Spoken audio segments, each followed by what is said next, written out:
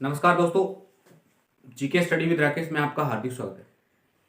दोस्तों, हम last video lecture में संविधान सभा के बारे में पढ़ रहे थे। आज संविधान सभा को कंटिन्यू करते हैं।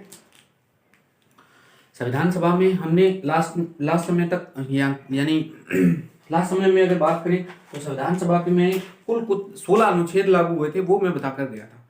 आज वहीं से आगे कंटिन्यू करते हैं। तो हेडिंग डाल लीजिए दोस्तों, संविधान सभा। संविधान सभा आपसे दोस्तों एक प्रश्न पूछे कि संविधान सभा में कुल अधिवेशन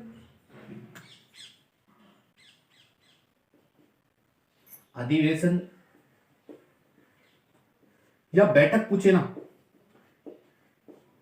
यानी कुल अधिवेशन या बैठक पूछे तो आपको उत्तर देगा ना 11+1, यानी उत्तर क्या आएगा 12। अब मैंने 11+1 क्यों लिखा है, इसके पीछे क्या रीजन है? यानी कुल अधिवेशन या बैठक तो 12 ही हुई थी दोस्तों, लेकिन कुछ किताबों में 11 लिख रखा है और कुछ किताबों में 12 लिख रखा है। अब वो 12 कैसे, हालांकि सही तो 12 ही है, 11 कैसे लिखा हुआ है दोस्तों, तो उस पर चर्चा कर लेता हूं। यानी संविधान सभा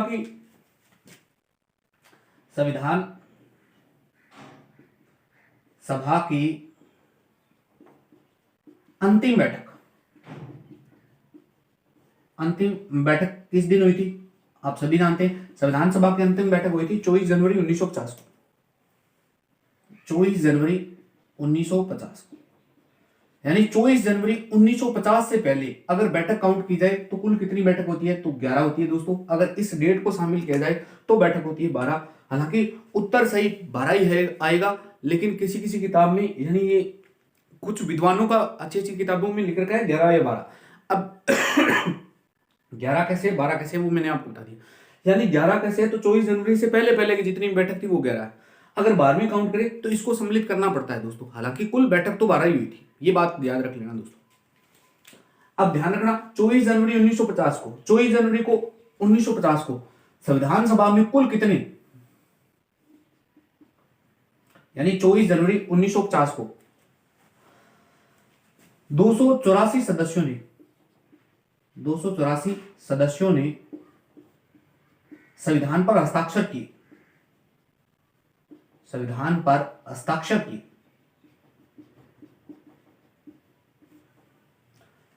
24 जनवरी 1950 को, यानी कुल मिलाकर संसद, यानी इस समय की संसद ही थी, इस समय में संसद में कुल 284 सदस्यों ने इस दिन संविधान पर हस्ताक्षर किए थे दोस्तों।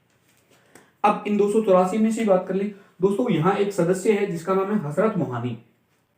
यानी इन 284 सदस्यों में बात करें, इसमें से एक सदस्य है जिसका नाम है हसरत मोहानी। इनका क्या याद रख लेना, वैसे ही बता रहा हूं। बहुत सारे सदस्य ऐसे थे, यानी 284 सदस्यों में भाग ले रहे थे। मेरे कहने का मतलब है संविधान सभा में कुल 299 सदस्य थे, बताए थे मैंने कल आपको। 299 सदस्य भाग ले रहे थे, उन 299 में से 284 सदस्यों ने साइन किए। तो यहां एक व्यक्ति ऐसा भी था जिसका नाम था हसरत मोहानी, जो संविधान सभा में उपस्थित हुई था, लेकिन इसने संविधान पर हस्ताक्षर नहीं किए। ये ध्यान रख लेना दोस्तों। यानी हसरत मोहानी एक ऐसा व्यक्ति था जो संविधान सभा में उपस्थित होने के बावजूद भी इन 284 में नहीं था। क्यों नहीं था? क्योंकि इसने हस्ताक्षर किए। ठीक है दोस्तों। और 284 सदस्यों में बात करें, 284 सदस्यों में अगर पूछे कि सबसे पहले तथा सबसे अंत में साइन किसने किए, यानी इसमें भी पूछे ना कि सबसे पहले साइन किसने किए,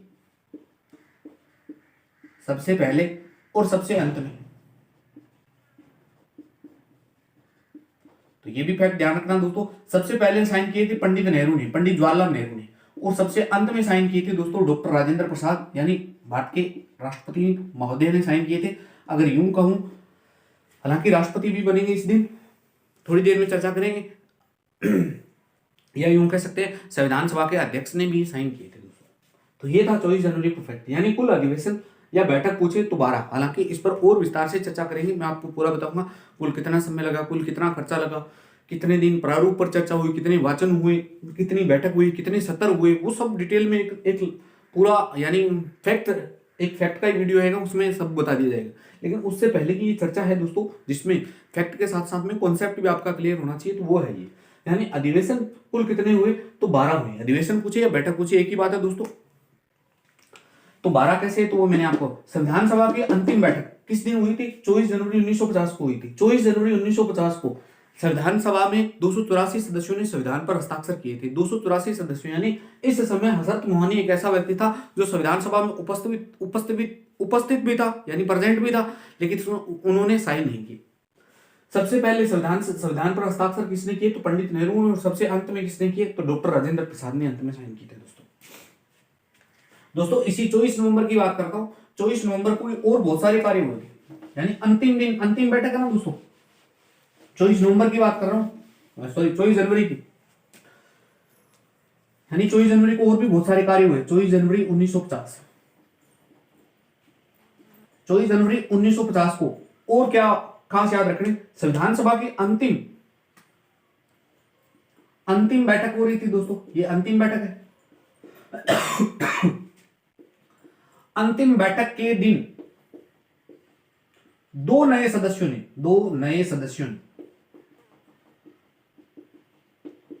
संविधान सभा की सदस्यता हासिल की। संविधान सभा की सदस्यता हासिल की। दोस्तों ये प्रश्न कभी नहीं पूछा हुआ आज तक,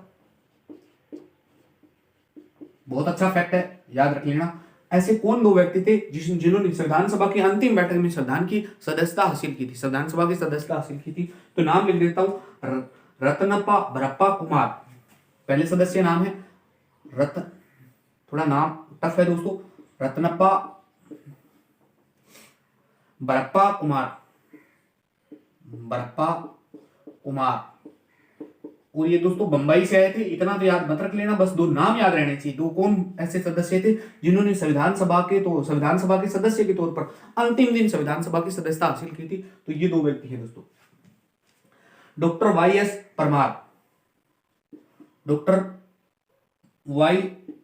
परमार, यानी ये दो सदस्य है, रत्नप्पा बरप्पा कुमार और डॉक्टर वाई एस परमार। इन्होंने संविधान सभा के अंतिम दिन, यानी संविधान सभा की अंतिम बैठक के दिन संविधान सभा की सदस्यता हासिल की थी दोस्तों। तो ये भी फैक्ट ध्यान रख लेना। 24 जनवरी को और बहुत सारे कार्य हुए थे दोस्तों। और क्या कार्य हो रहे हैं दोस्तों?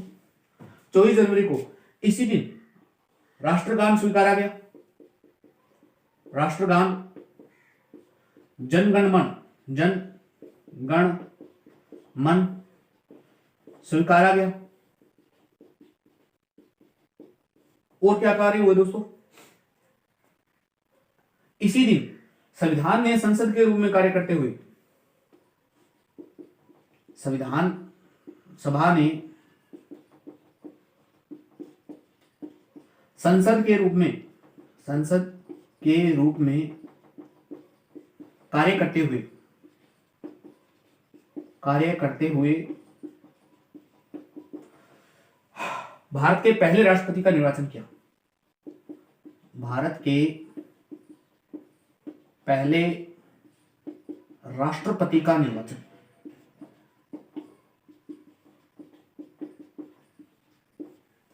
यानी 24 जनवरी के अंतिम दिन बहुत सारे कार्य हो रहे हैं। एक एक कार्य को नोट कर लेना दोस्तों। यानी इसी दिन राष्ट्रगान हमारा जनगण मन है वो स्वीकारा गया।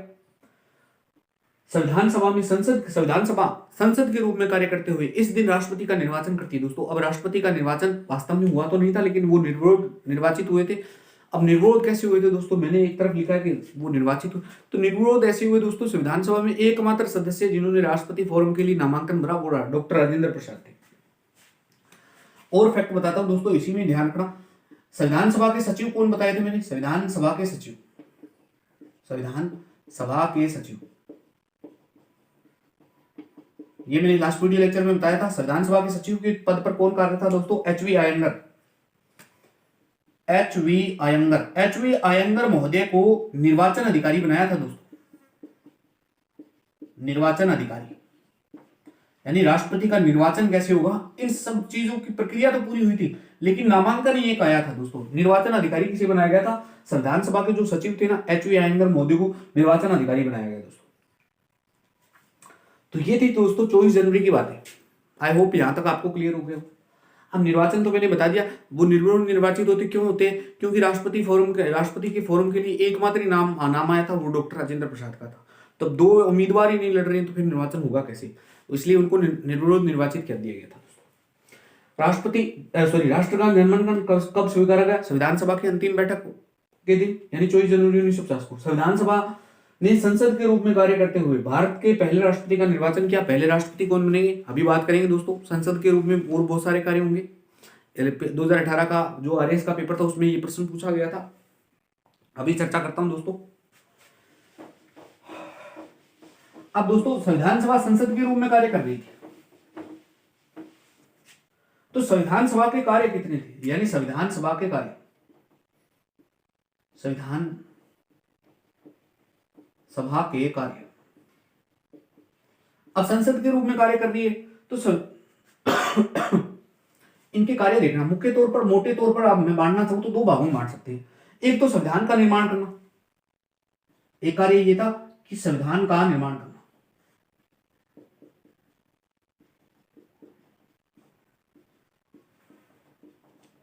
संविधान का निर्माण करना, इसके लिए जिम्मेवारी किसको दी गई थी?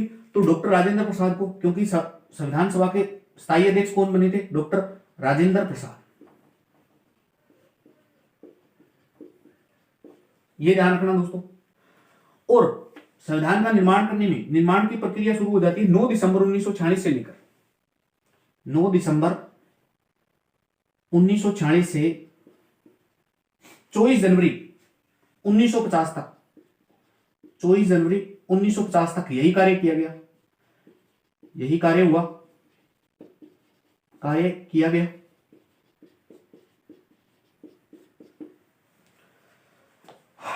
दूसरा संविधान, यानी पहला कार्य है संविधान का निर्माण करना। संविधान के निर्माण में अहम भूमिका निभा रहे हैं संविधान सभा के अध्यक्ष। अध्यक्ष के पद पर कौन थे? तो डॉक्टर राजेंद्र प्रसाद। डॉक्टर राजेंद्र प्रसाद संविधान सभा के अध्यक्ष के तौर पर यह कार्य शुरुआत करते हैं 9 दिसंबर 1946 से लेकर 24 जनवरी 1950 तक यह कार्य का निर्माण होता है दोस्तों।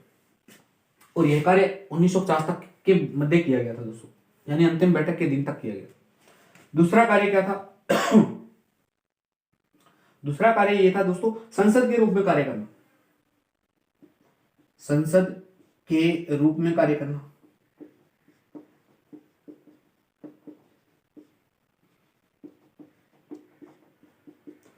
अब संसद, आप सभी जानते हैं संसद का अध्यक्ष किसे बनाया गया था, यानी लोकसभा स्पीकर बने थे जीवी मावलंकर महोदय को। यह काम सौंपा गया था जीवी मावलंकर, इनको सौंपा गया था, यानी संविधान सभा का इनको सौंपा गया, संसद के रूप में इनको सौंपा गया था। अब नोट लगाकर लिखते रहना दोस्तों, प्रत्येक बात वेरी वेरी इंपॉर्टेंट है। आरएएस परीक्षा 2018 में यहां से प्रश्न आया था। 17 नवंबर 1947 से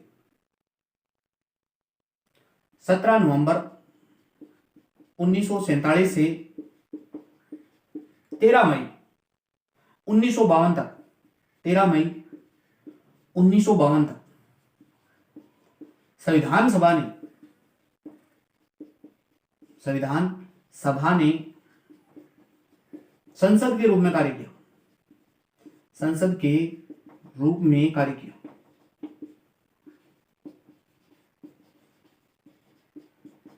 यानी 13 मई 1952 से लेकर 17 नवंबर 1947 से लेकर 13 मई 1952 तक संविधान सभा में, यानी प्रथम जो चुनाव हुए थे वो इस दिन होंगे दोस्तों, यानी निर्वाचित सरकार आएगी वो 13 मई को आएगी दोस्तों। ये बात तो आपको क्लियर है दोस्तों। 17 नवंबर 1947 से लेकर 13 मई 1952 तक संविधान सभा में संसद के रूप में कार्य किया था। वास्तविक जो संसद है, यानी निर्वाचित होकर जो वो कब आई है, तब वो 13 मई 1952 को, प्रथम लोकसभा चुनाव आप जिसे कह सकते हैं।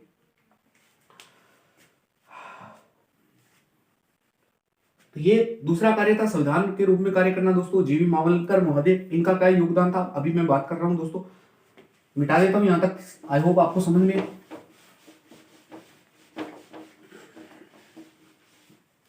इसके बाद में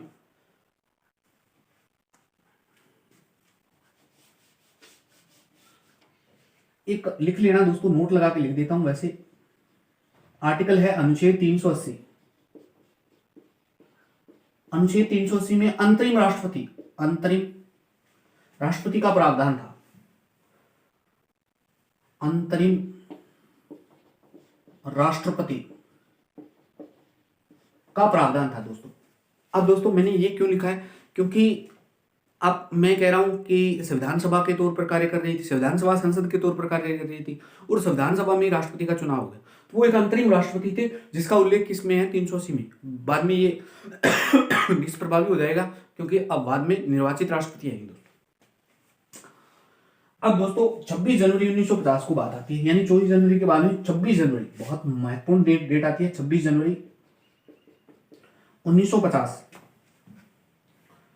26 जनवरी 1950, इसको क्या कह रहे हो दोस्तों? 26 जनवरी 1950 को प्रथम राष्ट्रपति यानी डॉक्टर राजेंद्र प्रसाद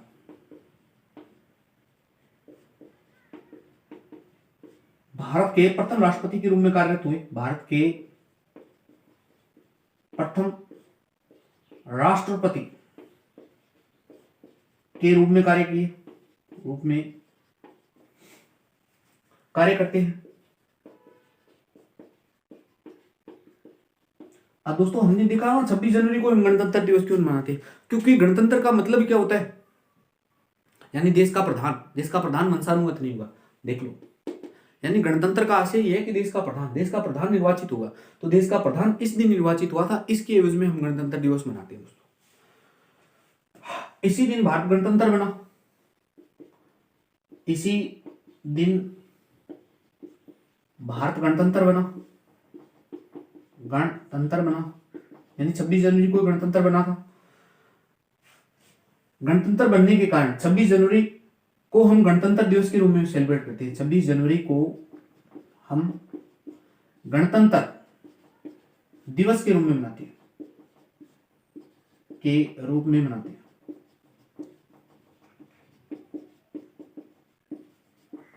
यानी 26 जनवरी 1950 को देश गणतंत्र बन गया था। क्यों बन गया था? क्योंकि इस दिन हमारे देश के प्रथम राष्ट्रपति के तौर पर कार्यभार संभालते हैं कौन? डॉक्टर राजेंद्र प्रसाद।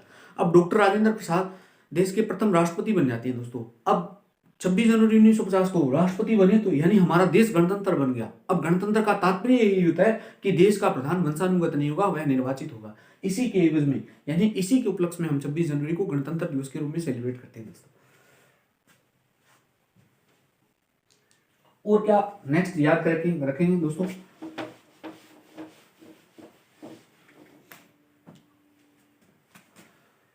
अनुच्छेद 394, इसमें क्या प्रावधान है दोस्तों? अनुच्छेद 394 में यह उल्लेख था कि संविधान के शेष अनुच्छेद 394 में यह उल्लेख था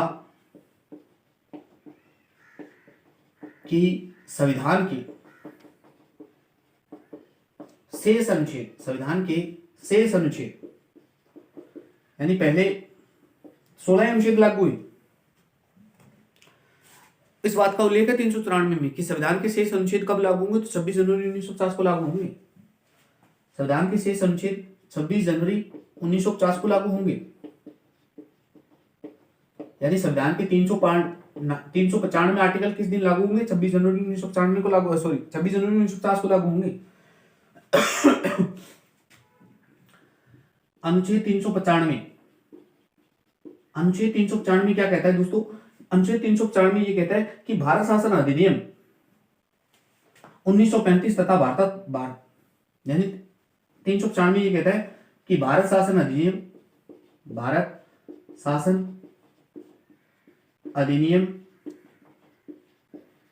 1935 और भारतीय स्वतंत्रता अधिनियम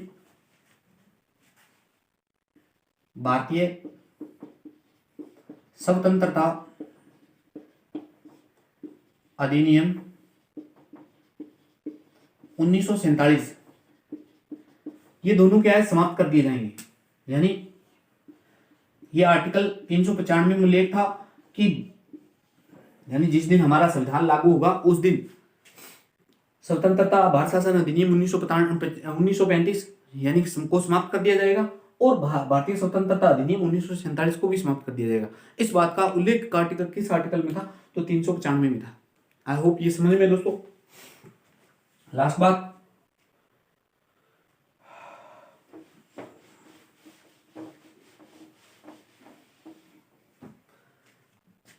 संविधान में प्रथम संशोधन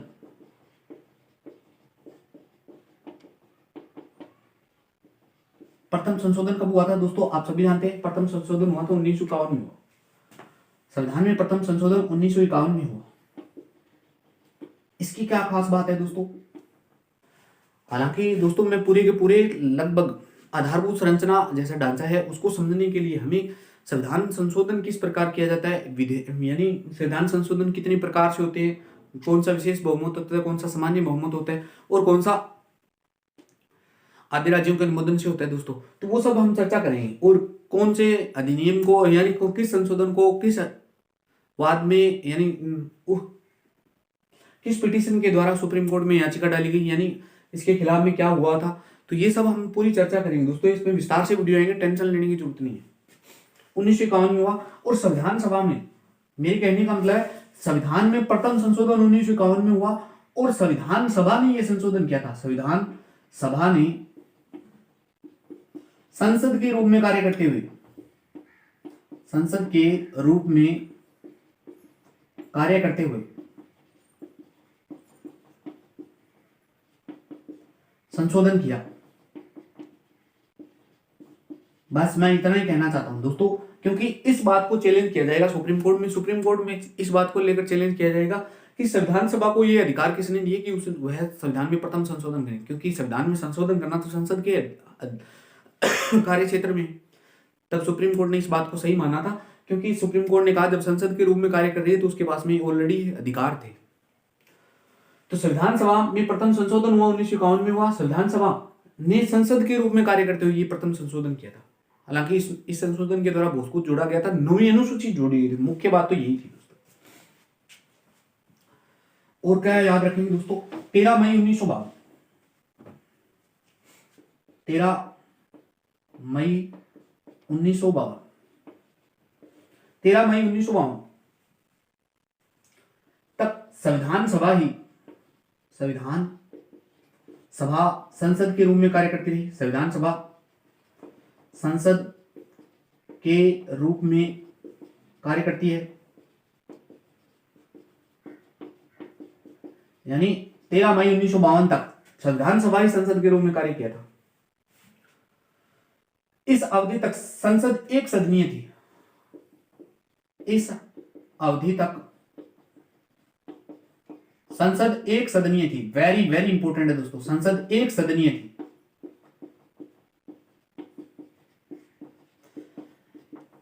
यानी 17 नवंबर 1947 से लगाकर 13 मई 1952 तक संविधान सभा यानी संसद थी ना, वो हमारी एक सदनीय थी, द्विसदनीय प्रणाली नहीं थी दोस्तों। ये बात ध्यान रख लेना, उसमें 2 सदन नहीं थे। इस समय इस एक सदनीय व्यवस्था के अध्यक्ष कौन थे? तो मैंने आपको बताया था जीवी मावलंकर। ये संसद के अध्यक्ष थे दोस्तों। इस कारण जीवी मावलंकर यानी ये अध्यक्ष रहे, इस कारण मावलंकर को संसद का जनक कहा जाता है।